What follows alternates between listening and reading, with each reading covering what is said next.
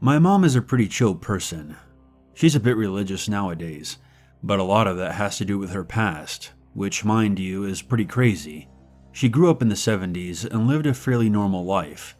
Over the years, as I've gotten older, I've begun to know her more as a friend and less like a mom. Recently, she confided in me why she hates Halloween. Growing up, my mom let me and my brother celebrate the holiday, but she never got into the spirit of Halloween. No decorations, no parties. She let us go trick-or-treating with our dad, and that was it. And all of this had to do with something tragic from her past. Something that happened on one Halloween night. You've probably heard about the candy scares from back in the day. Rumor has it that someone put razor blades in candy, and a couple of kids got jacked up. Since then, they've debunked those stories, stating rather conclusively that those urban legends were not based on any truth. But according to my mom, some of those stories are real, and because of that, she doesn't celebrate Halloween. My mom grew up in a suburb outside of Milwaukee, Wisconsin, and like every other little girl in the world, she was excited to celebrate Halloween. She was 9 years old when it happened. It was like any other Halloween. Her father would take her sister, and brother out trick-or-treating at 7. They would walk around collecting candy for an hour or so and head back home. They would eat a few pieces of candy, then watch a show together before heading to bed. On that particular Halloween, my mom said that she was dressed as Minnie Mouse, her younger brother was Mickey, and her older sister was Daisy Duck. They were a trifecta of Disney characters. They walked around their neighborhood, just like in previous years, and started filling their buckets with candy from their neighbors. They then got to one house at the end of their street, a house they normally avoided. My mom didn't really specify why they avoided it, they just did. They approached the house apprehensively, taking a few small steps at a time. The man that opened the door, according to my mom, was massive. He was bald and had this vacant look on his face. He reached into their bags and placed candy, but they couldn't tell what it was. There was a group of kids walking with them who started eating their candy right away. My mom looked over and saw a kid smile, then his face turned stone cold. Blood poured out of his mouth. He started coughing and convulsing on the sidewalk. My mom reached down to help him, but he just spat blood on her. She said he kept doing this until her costume was covered in it. He tried to speak, but he was unable to. He opened his mouth, and his tongue fell out, right there on the sidewalk. To this day, Mom turns white as she tells the story, the blood draining from her face. My mom said everyone around them started screaming. They were looking for an adult, someone to intervene in the situation, but it was just the few of them standing there. Then another kid started coughing a little further down the street. It was the same thing as before. Blood poured down the front of his shirt until he passed out on the ground. My mom was about to run towards him when another kid right next to her started going through the same thing. The way my mom tells it, he looked at her in the eyes, crying and begging for her to do something. Then his mouth burst open as blood spewed out. He then spit out something. It was his tonsils. They fell on the ground in front of him, and then he passed out. I find this hard to believe, but according to my mom, what happened next was the most terrifying thing to occur. 4 or 5 more kids started vomiting blood. She then looked at her brother. His mouth cracked open, and blood came trickling out, staining his Mickey Mouse costume red. She screamed and wrapped her arms around him, both of them now soaked in blood. His head then snapped backwards. The weight of his body was too much for my mom, so she had to let him drop to the ground. At that moment, she looked back at the creepy house, and the man was sitting there on his porch. He was staring out into the carnage, smoking a long pipe, and laughing maniacally. The end is coming, children. The end is coming. Although my mom thought no police or adult saw what was going on, she was wrong. Shots rang out in the night, and the man on the porch fell to his knees. In seconds, he was surrounded by police, who cuffed him and kicked down his door. Mom stood there on the sidewalk, watching it all happen. They recovered a lot of interesting items from his house. His basement was full of various torture devices. They found hundreds of Polaroid pictures all over his house of children and teenagers. They then found a bowl full of chopped up razor blades. Turns out the man in the house was chopping up razor blades and putting them into candy. Some of the pieces were large, others were fairly small. The end result, however, was the same. My mom said she threw away all the candy she collected that night. Her brother, my uncle, survived. To this day, he has a bit of a speech impediment, and he says that's just how his tongue works. My mom tells me that he has blocked out the memory of that Halloween night, and rightfully so. I'm surprised she ever let any of us participate in the holiday. As a young kid, I do remember my mom checking the candy before we dug in. She said to me, "I don't sleep at all on Halloween. I'm up half the night thinking about that man on his front porch and the kids who spat out their tongues. I don't think I'll ever unsee that." We survived Halloween this year as we normally do, but when my mom told me that story, I couldn't help but think a bit differently about the holiday.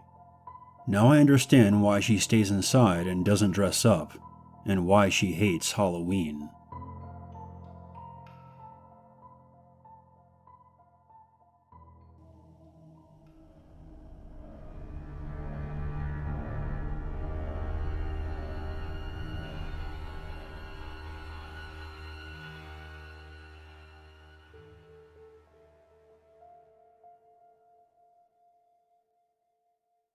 Cherry Street no longer celebrates Halloween. We haven't in 3 years, and we don't plan to try ever again. I have witnessed firsthand the horrors of Halloween on Cherry Street. It began 6 years ago, when Harold Johnson, our neighbor from across the way, lost his wife to cancer. It was terminal. There was no saving her. Together, Harold and Martha had 4 beautiful children. The younger 2 were very close to my daughters. They had twins, Michelle and Jackson, who were 14 at the time. Kyle was their younger son. He was 7 like my girls. And Janine was the baby at only 5. My job always gives me holidays off, but my internal clock wakes me up at 5 o'clock every morning anyway. About 20 minutes after, I peeked out the living room window. I saw Harold decorating his yard like his children had been asking him to do for the past week. I was glad that he was making the time to make his children happy. I smiled at his actions and slipped on a jacket and slippers and went to go see if he wanted any help before his children woke up. I walked down the steps and called over to him. He smiled over to me. "Yeah, I could use a hand. There's so much left to do." As I approached his yard, I could see the decorations. Harold," I started walking towards him slower, not wanting to alarm him. "Harold, what have you done?" I asked him in total shock. "Well, they wanted to decorate." He was laughing like a maniac, looking on proudly at his work. In front of him were the bodies of Michelle and Jackson. Jackson was in a tux, and Michelle was wearing a wedding gown. I recognized the gown as Martha's, who had been a good friend of mine prior to her death. There were slices all over their bodies. "You wouldn't mind helping me pose them, would you? Once rigor mortis sets in, there's going to be no moving them." I backed up, nearly tripping. I looked down and saw a severed arm. There was a small bracelet that my daughter Sammy had made for Janine. I started to notice other body parts strewn around, cut into small bits. I looked over to his stairs and saw 2 jack-o'-lanterns. I focused on them, and I realized they were the heads of Kyle and Janine. Their faces were almost unrecognizable, and small candles had been placed inside of them. I hurried up my stairs and into my house, slamming my door and locking it. My oldest son Jake had woken up, and I realized it was almost 6, which is typically when he got up. "Make sure Sammy and Denise don't wake up, and especially make sure they don't look outside," I told him walking into the kitchen. I grabbed our home phone and dialed 911. 911, what's the nature of your emergency? "Yes, I need the police right away. There's been a homicide. 4 homicides, actually. The address is 204 Cherry Street. It's my neighbor, Harold Johnson. I think he murdered his children, all 4 of them. They're in his yard. They're everywhere. Please hurry." I looked over at Jake and saw the horror in his eyes as he looked out the window at Harold. 10 minutes later, Harold was arrested. He admitted to his crimes happily and was taken away. He killed himself a few weeks later in his cell by slamming his head against the wall repeatedly. The next year, no one on our street celebrated Halloween, but I did let Jake take the girls trick-or-treating as long as it wasn't around here. 3 years after that Halloween, a new family moved in across the street. They were a small family from Asia, the Lees. Mrs. Lee had passed away 2 months prior from a drug overdose, and Mr. Lee moved his kids far away from their hometown. He had 3 young children, a 7-year-old boy and a 5-year-old boy, and a 6-month-old baby girl. The 2 boys became friends with my daughters, but I told them not to tell the kids about the Johnson family. On Halloween morning, I woke up at 5. 20 minutes later, I could see Mr. Lee decorating his yard. I looked at his stairs and could see a small glowing head. I could see a wedding gown and a tux posed in front of the shrubs. It happened all over again, and the police came and arrested the crazed Mr. Lee. No one decorates their home anymore, or gives out candy on Halloween. The Johnson house sat empty for 3 years, but soon, a single father with 4 kids will be moving in.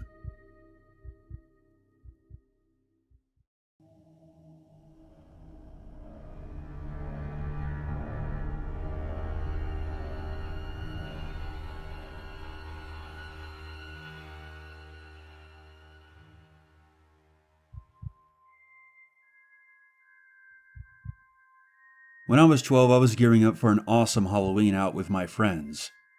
At the time, it was still relatively safe for kids to go around neighborhoods in search of candy without a lot of parental supervision. Times have certainly changed, but now after this incident, I'm not sure if I ever want my kids out alone at night, especially on Halloween. Cider Mill Road was long and scattered with a lot of houses. It was an area that was kind of known to be spooky, mainly because there was an old house at the end, which had a lot of ghost stories surrounding it. I had heard many childhood whispers and legends. Years ago, it used to be an apple orchard, and the slaves who worked there were brutally murdered. The original owner of the house had hung himself at the top of the staircase. There were many stories, but all the town kids were enamored by the house.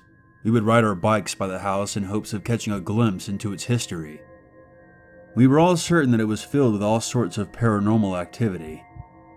After trick-or-treating for several hours and almost reaching the end of Cider Mill Road, one of my friends suggested that we should go knock on the door of the house and see if anyone answered. We knew an old woman lived there by the name of Mrs. Murphy. No one ever saw her out much, but she had inherited the property and lived there for probably 50 years. It was a big house, especially for one person. I always thought it had to be pretty lonely to be unmarried, no children, and living in such a big old rundown house. My dad would call it decayed gentry, although I had no idea what that meant. The driveway winded up through what was left of the orchard, which lay sprawling in front of the house. No one tended to the apples anymore, and so most of them lay rotting on the ground, which by October was more of a rotting stench than an apple fragrance. Hey, you go up and ring the bell. My friend Jessica dared me. I'm not going by myself. Take Olivia with you. Olivia shook her head. I don't think so. It's getting late. I need to get home. Jessica then grabbed our hands. We'll all go together. It smells bad. I don't want to go up there. She doesn't even have a front porch light on. Universal sign for leave me alone. I agreed. Yeah, the apples reek. If an old woman lives here, she might already be in bed. She probably doesn't want trick-or-treaters showing up at her door now. You guys are such chickens. Come on, it's Halloween. Let's just do this, and then when we go to school on Monday and tell everyone what happened, we'll be the coolest kids in class. Much to my dismay, we were being led further up the dark gravel driveway. Olivia had some neon glow-stick bracelets, which were our only source of light. It was pitch black out and we didn't have any flashlights. It was a fairly cloudy night. We had only caught glimpses of moonlight the entire night. When we got to the top of the hill where the house was, I got a cold chill. I was shaking. I didn't know if it was because of the temperature outside or the fact that I was frightened, but my teeth began to chatter slightly. The three of us approached the house and climbed onto the porch.